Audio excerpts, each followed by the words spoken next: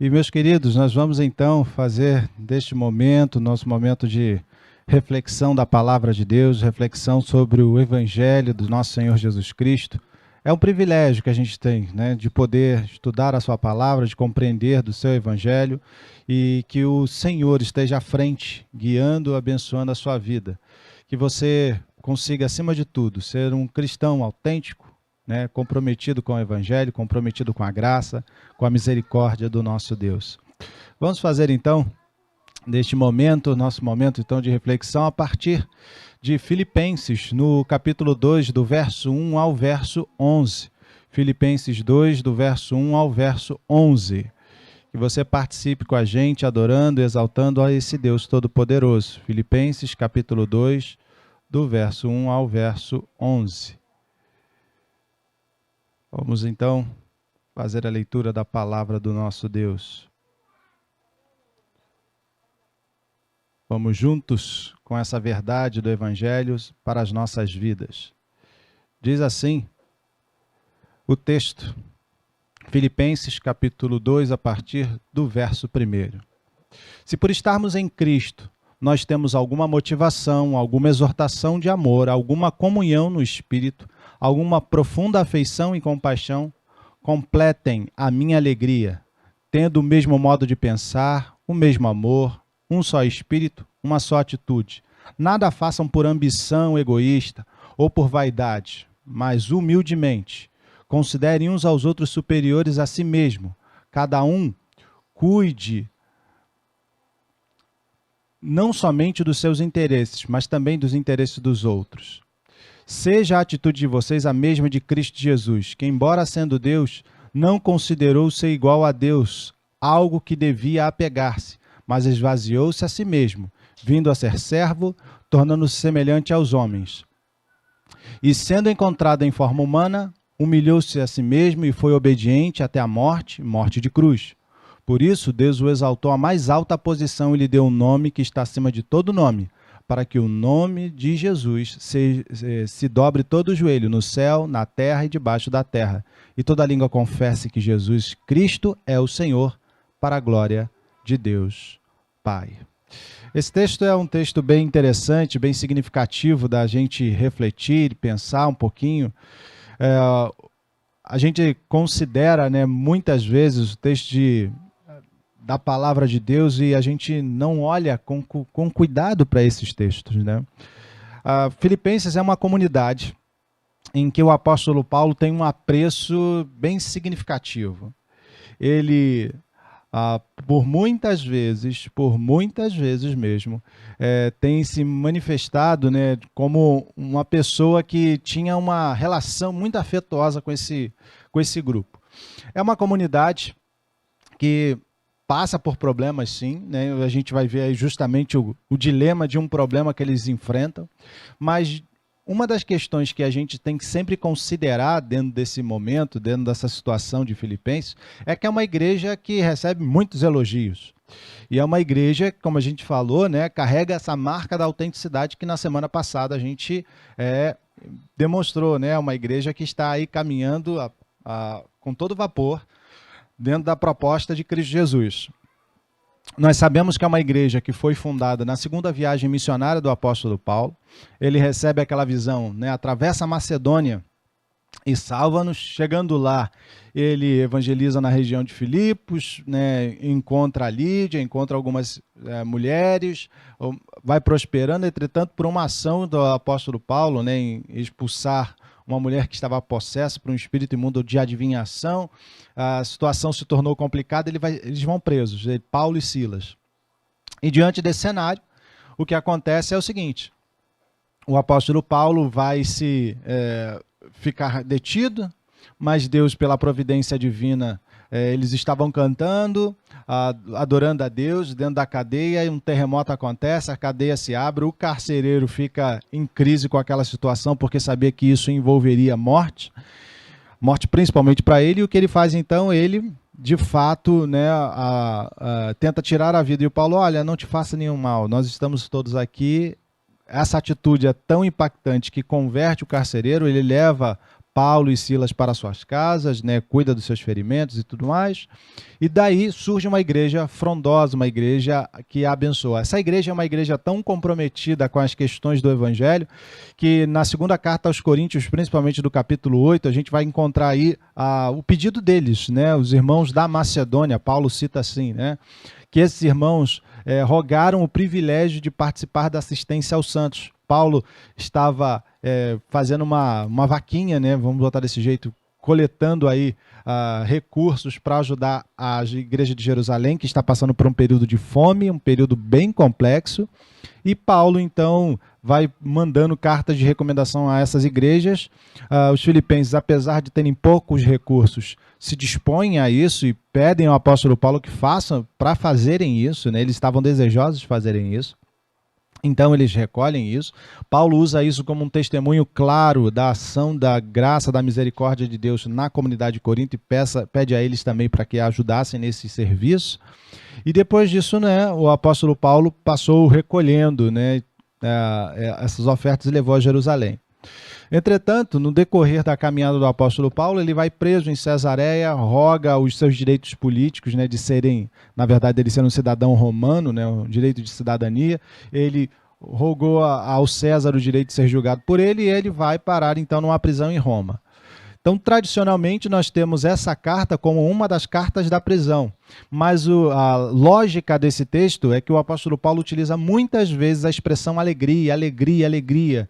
Essa é a carta da alegria. Apesar do Paulo estar passando por um momento difícil, complexo, de dor, de angústia, mas é uma carta da alegria. E é importante a gente observar o que o apóstolo Paulo vai apresentar para a gente.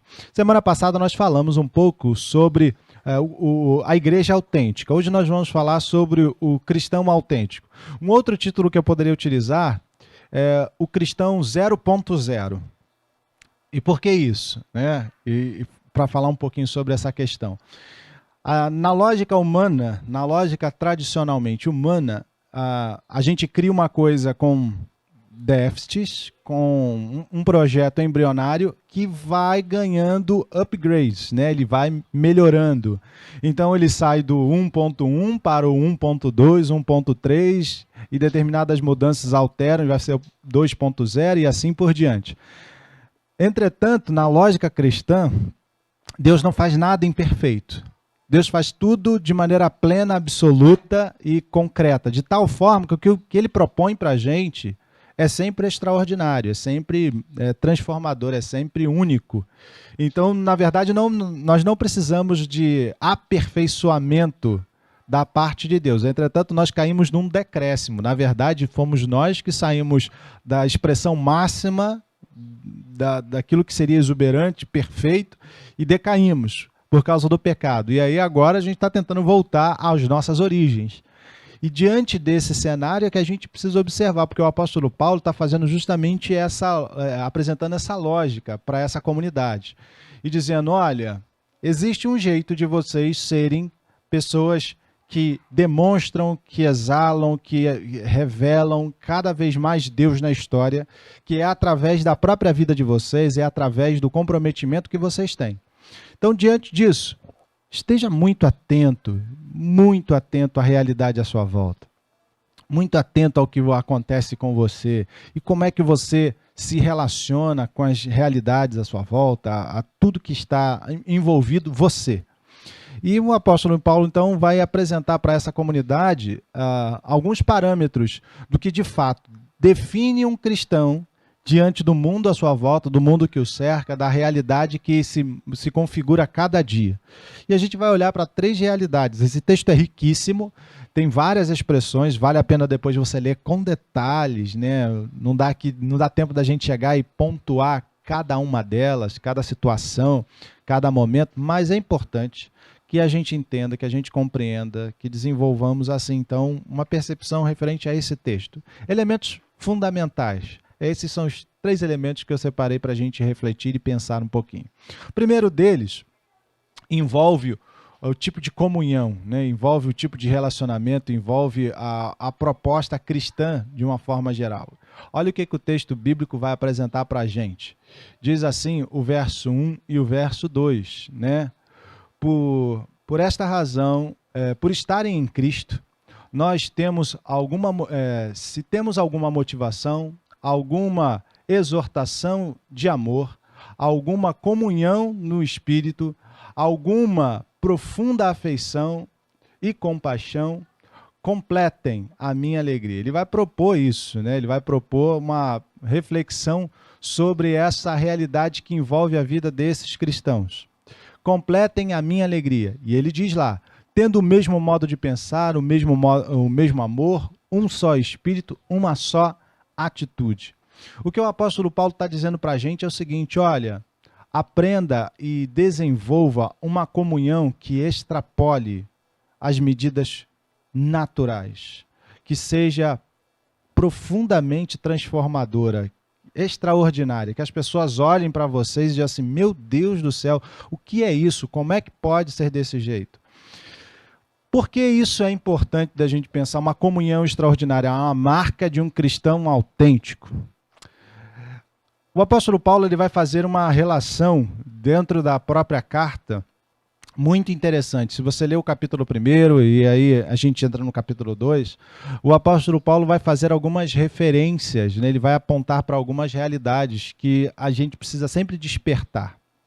E o ponto de partida sempre da visão do apóstolo Paulo é o que nós éramos para o que nós nos tornamos. Quando nós olhávamos a nossa realidade sem Deus, nós éramos perdidos, pecadores, andávamos guiados pelas nossas paixões, pelos nossos desejos, enfim, era essa a diretriz que a gente desenvolvia. Entretanto, tudo mudou, tudo se transformou, tudo alterou quando Cristo entra no cenário das nossas vidas. Ele promove uma percepção de Deus, do mundo, da realidade à nossa volta totalmente diferente.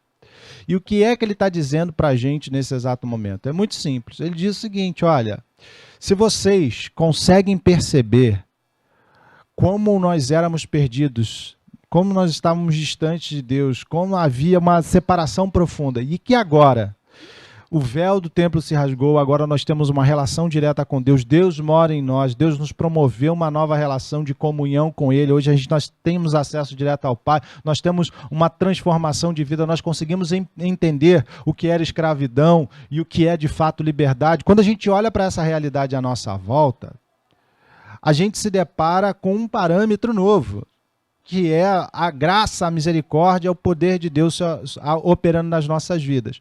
Mas para quê? Para que nós pudéssemos ter uma comunhão com Deus, mas também para termos uma comunhão com o nosso próximo. E esse é um detalhe importante que a gente esquece. João vai dizer nas suas cartas, né, na primeira carta de João, você vai encontrar o apóstolo dizendo o seguinte, olha, é impossível você suprir e manter uma relação de comunhão com Deus, dizer eu amo a Deus e aborrece o seu irmão, detesta o seu irmão, tem um relacionamento cortado com o seu irmão.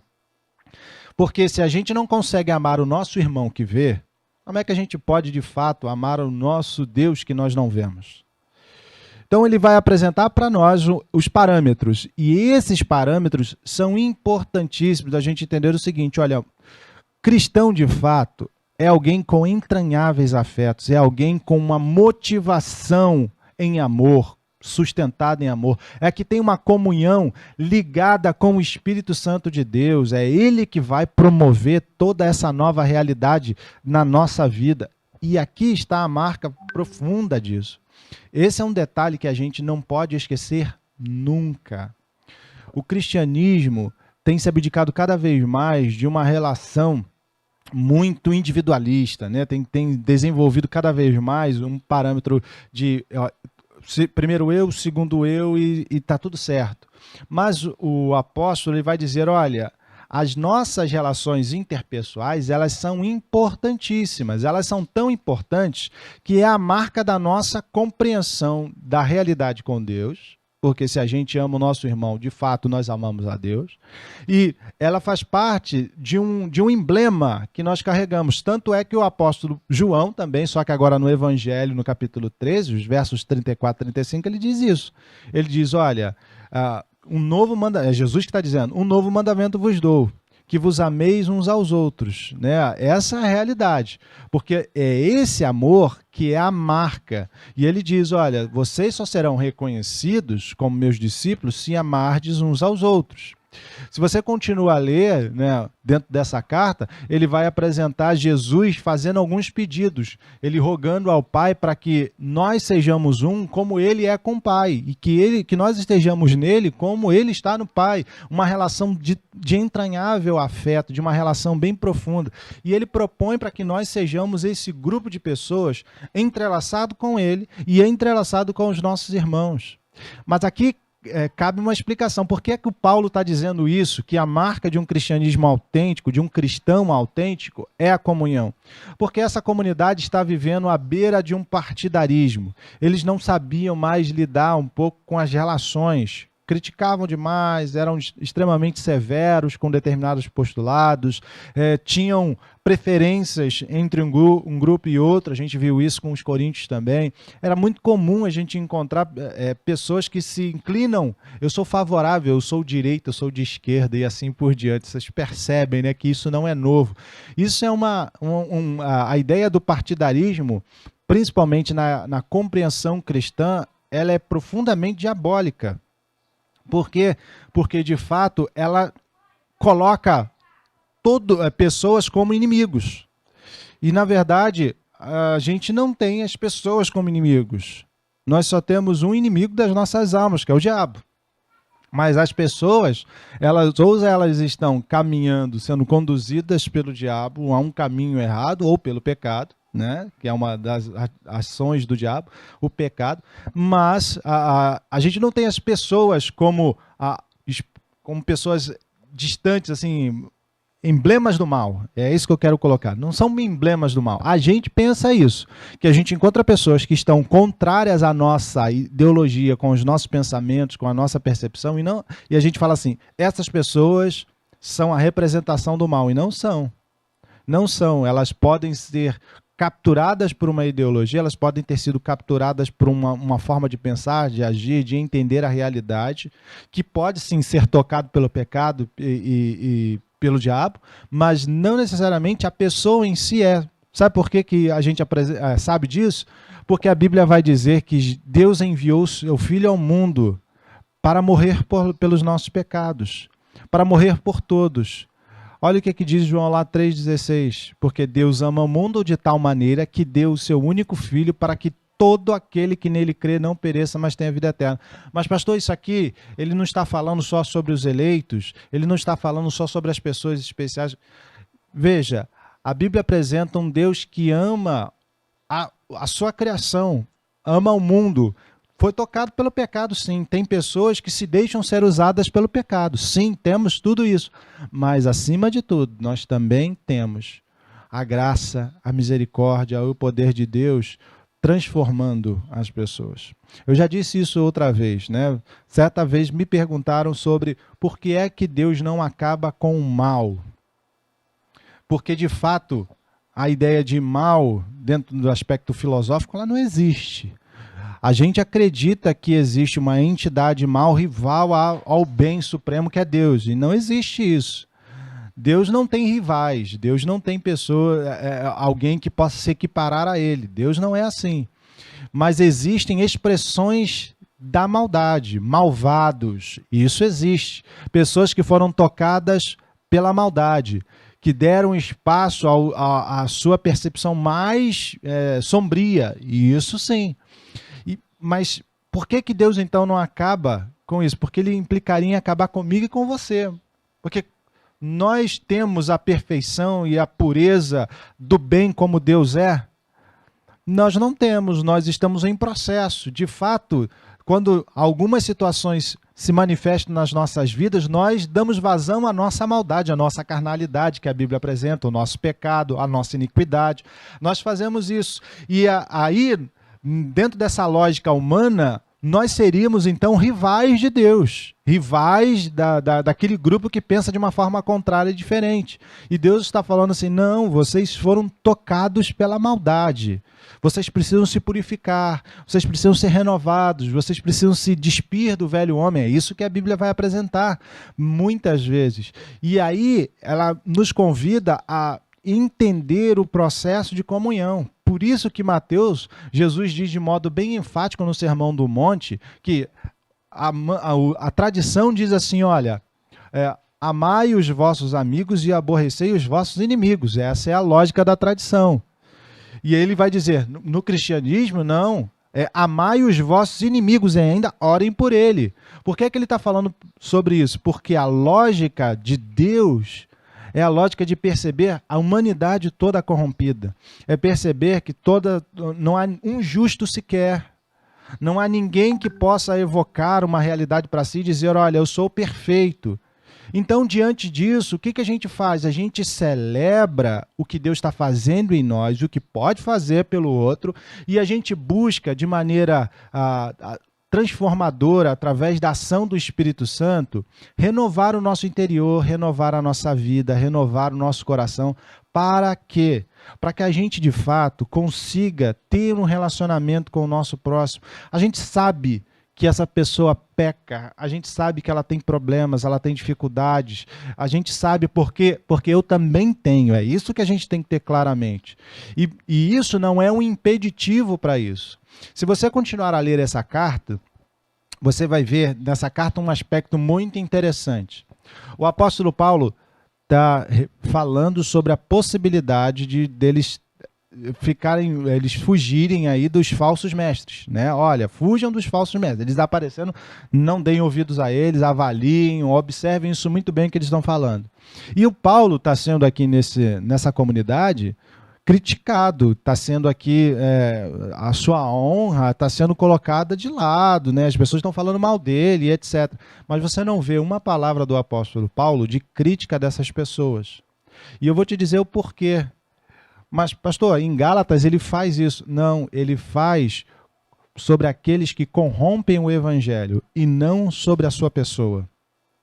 Sabe o que a lógica do apóstolo Paulo é o seguinte, olha, o evangelho é imaculado, não falem mal do evangelho. Eu vou, sim, criticar, eu vou, sim, agir de maneira mais severa, eu vou falar e declarar e falar, olha, essas pessoas estão erradas porque elas estão agindo errada contra o evangelho. Mas quando se trata da minha pessoa, da pessoa do Paulo, ele é capaz de relevar, ele é capaz de demonstrar amor, afeto, ele é capaz de perceber que pode ser que essas pessoas estivessem falando a partir de um ponto de vista de algo que o próprio Paulo fez e, de fato, haveria motivo de crítica porque não demonstrou plenamente a ação de Cristo. Enfim, o Paulo não tem, dentro dessa carta, nenhuma ação de crítica sobre os seus opositores. Por que ele não faz isso?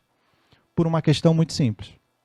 Porque ele percebe que o outro não é o inimigo. Se a gente sabe muito bem que tem pessoas falando mal da nossa pessoa, não de Cristo, não da ação do Evangelho, mas da nossa pessoa, o apóstolo Paulo diz, olha, demonstra compaixão por ela, demonstra amor, misericórdia, faz como Jesus propôs. Se o teu irmão pedir a capa, dá a túnica. Se ele pede para você caminhar uma milha, caminha 2. Essa é a lógica do cristão. O cristianismo autêntico é um cristianismo que mostra uma comunhão que extrapola a lógica humana natural. E você, meu querido irmão, que está com dificuldade de um relacionamento com o outro, brigou, antes mesmo dessa quarentena, nós estamos aí há todo esse tempo, né, sem relacionamento com algumas pessoas, houve um distanciamento, talvez você tenha brigado lá no começo ou lá no meio desse processo de pandemia, enfim. E aí você até hoje não conseguiu reatar essa relação. Hoje é o dia em que eu convido a você a se esforçar com isso e falar, olha, me perdoa, desculpa, eu agi errado, eu causei também isso em você, está perdoado, acabou, a nossa vida agora é outra, a gente precisa sim demonstrar amor um pelo outro. Por que o Paulo está falando sobre essa questão? Porque na realidade divina, quando Deus se manifestar e nós estivermos com Ele, Você acha mesmo que vai ter lado A e lado B? Você acha mesmo que vai ter um espaço distante da pessoa de Deus e distante do nosso irmão? Nós estaremos lá no entranháveis afetos, numa comunhão no Espírito. E lá não vai ter possibilidade da gente ter rivalismo, a gente vai ter partidarismo, nada disso. Então, o dia de mudar a nossa perspectiva, da gente desenvolver um amor um pelo outro, é hoje. A marca de um cristão autêntico é o amor pelas pessoas, é o amor de entrelaçamento, de importância que o outro tem, do comprometimento que a gente assume um com o outro. Essa é a realidade que a gente precisa sempre ter e que marca o nosso cristianismo. Uma pessoa que se diz cristã, pastor, bispo, seja lá quem for, que levanta uma bandeira que é cristão, mas que de fato não tem a capacidade de demonstrar amor, misericórdia, perdão, a graça de Deus pela outra pessoa, desconfie desse cristianismo. Esse talvez não seja o cristianismo autêntico do nosso Senhor Jesus Cristo. Mas ele continua falando sobre essa ideia de comunhão, mas numa outra perspectiva. Ele diz que o cristão autêntico, ele é alguém que apresenta um interesse pelo próximo. Olha o que o texto bíblico vai apresentar para a gente. Ele diz que o cristão autêntico é alguém que está comprometido com o próximo. Olha o verso 3 e 4 do capítulo 2. Nada façam por ambição egoísta ou por vaidade, mas humildemente considerem os outros superiores a si mesmo. Cada um cuide não somente do seu interesse, mas também dos interesses dos outros. O interesse pelo próximo é uma das marcas fundamentais da fé cristã. É uma das marcas centrais do cristianismo. E a gente não pode perder isso nunca de vista. A gente não pode esquecer de que a relação nossa de crescimento, de comunhão, passa pelo nosso próximo. Passa pelo exercício da justiça, passa pelo comprometimento que a gente desenvolve em abençoar o outro. É assim que Cristo fez. A Bíblia apresenta para a gente alguns parâmetros muito significativos sobre isso. Ele diz assim, olha, prestem atenção de modo claro nisso. Prestem atenção sempre de modo claro nisso. E qual é o que Cristo está apresentando para a gente? Ele diz, olha, de modo muito simples e objetivo é o seguinte. A relação de Deus para conosco não foi simplesmente em entrar no nosso cenário e fazer alguma coisa por nós.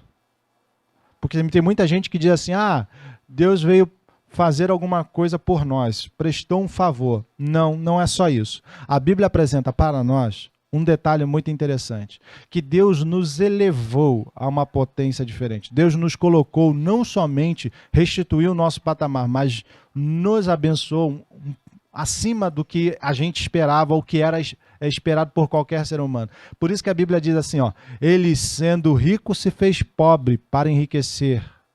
Ele sendo pobre, ele vai agir para nos enriquecer. E isso é um detalhe importante. Aqui não estou dizendo para você pegar todos os seus bens e cair na filantropia, não é isso. O objetivo aqui não é esse. Mas é você perceber o quanto você pode ser um agente de bênção para as outras pessoas, para a vida das pessoas à nossa volta. O quanto as pessoas estão ao seu redor e ao derredor, e quando você se depara com essas pessoas, elas estão aviltadas do seu direito, elas foram, de fato, tocadas pela maldade, elas estão vivendo uma vida de subsistência, e você, com uma consciência do Evangelho, com os recursos que Deus tem te dado, não tem abençoado. E pode abençoar, pode servir, pode fazer algo novo. É isso que o apóstolo Paulo está dizendo aqui, olha, saia de si e comece a perceber que o outro tem valor. E porque o outro tem valor, Deus morreu por ele. E não somente isso, nos convidou a ser a extensão do braço de Deus para abençoar a vida das pessoas. Então, meu querido irmão, minha querida irmã que está com a gente pelo YouTube, pelo Meet, saiba de algo fantástico e lembre-se disso. É o nosso interesse pelo próximo, pelas pessoas que estão à nossa volta, por aqueles que Deus se interessa, que faz a diferença. Quando a gente encontra pessoas que se dizem cristãos, mas apenas comprometidas consigo mesmo, com seus interesses, com seus ideais, seus planos e seus projetos, tem alguma coisa de errado. O cristianismo chama para a gente sair da caixinha, para a gente sair desse modo tão cotidiano que é a nossa sociedade contemporânea. Que a gente lança um projeto, a gente está visando sempre os nossos interesses pessoais e que se dane os outros. No cristianismo, é o próximo, são as pessoas à nossa volta. Tudo que está ali ao nosso redor e que Deus nos deu para sermos agentes, mordomos da graça e da misericórdia de Deus, nós agimos. Isso envolve a natureza, isso envolve os animais, isso envolve as pessoas à nossa volta, isso envolve o planeta, envolve de todas as maneiras. Deus nos chamou para sermos agentes da sua graça. E a gente tem que lembrar de um detalhe importante, é que ele morre pelo ser humano. A Bíblia diz que o ser humano foi criado à imagem e semelhança. Tiago vai fazer até uma crítica sobre a gente falar mal do nosso irmão que foi criado à imagem e semelhança de Deus. Ou seja, a gente tem muito cuidado com os nossos interesses, mas a gente esquece das pessoas à nossa volta. Quantas pessoas você conhece que nesse período de pandemia estão passando por extremas dificuldades? Você pode dizer, mas eu não conheço ninguém. Você até sabe, mas você finge que não sabe. Porque se você sabe que um irmão estava trabalhando e nesse período de pandemia ficou desempregado, você não pode esperar que a vida dele esteja do mesmo jeito que estava antes, porque não está. Ele possivelmente está passando por dificuldades e nós temos que ser a extensão do braço de Deus nesse auxílio. Quantas pessoas você sabe que diante desse quadro tão difícil de isolamento tiveram problemas de ordem de saúde mental, física? Você não pode esperar que essa pessoa esteja do mesmo jeito que estava antes, que ela não está. Nós temos posse dessas informações, mas nós fingimos que não sabemos, porque a pessoa ninguém nunca me disse nada, às vezes nem precisa dizer. Se você for sensível o suficiente pelo que o Espírito está falando ao seu coração, você sabe muito bem que tem pessoas à sua volta que estão em extrema dificuldade. E que nós precisamos ser resposta de Deus para essas pessoas. Por isso, meu querido irmão, minha querida irmã, a marca da autenticidade do cristianismo é o interesse pelas pessoas.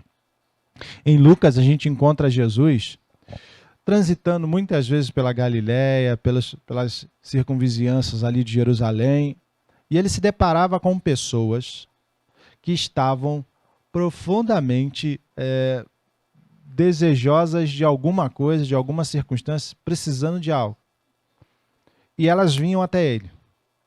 Mas haviam outras que não tinham nem condições de ir, nem condições de se perceber na miséria que elas estavam.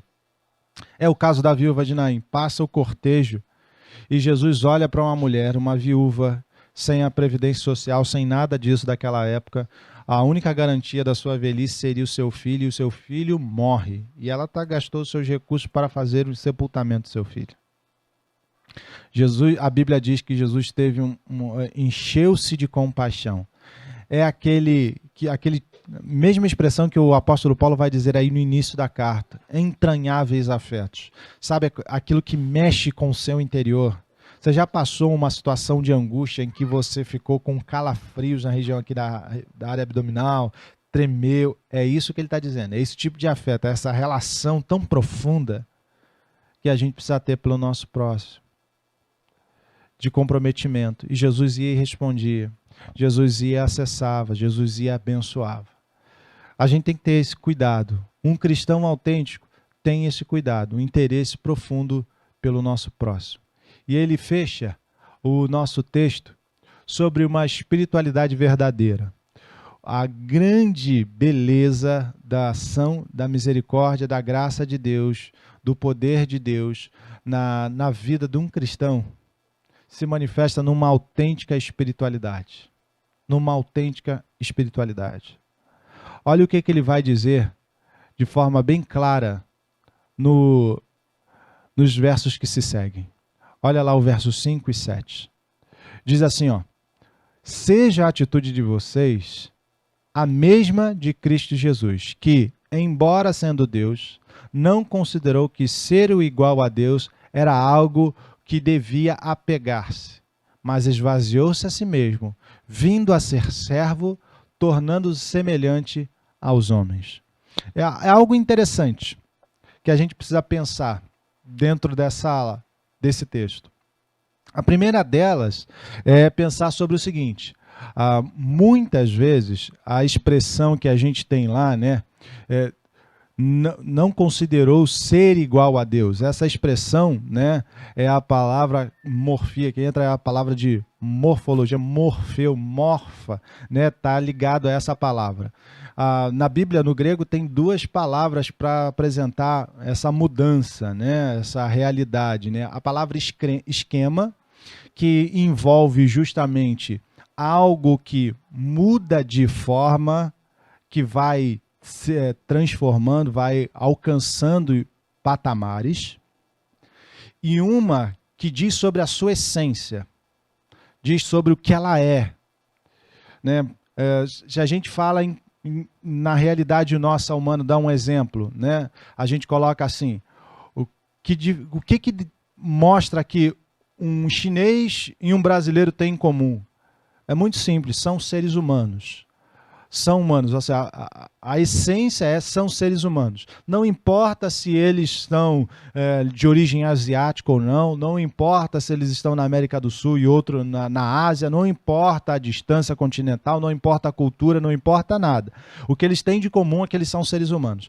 Pois bem, o que o texto está dizendo para a gente é o seguinte: olha, Jesus, né, não toma por usurpação. Essa expressão também é interessante, né? É como se Jesus estivesse olhando para a realidade do que ele é, e Jesus olha para o que ele é, para a sua forma, para a sua origem, para o que ele é de fato Deus, e ele não toma por usurpação ser isso. Ele abre mão dessa relação, dessa forma de Deus, como de forma plena e objetiva do que se é, e ele assume uma outra característica, ele não perde a sua forma, ele não perde a capacidade de ser Deus, mas ele assume uma outra característica, ele assume o ser humano. Mas esse texto, ele tem um leve detalhe que a gente precisa observar. E ele diz o seguinte, que Deus desce e esvazia e vem assumir a forma de quê? De servo, para ser semelhante aos homens. Essa é algo interessante.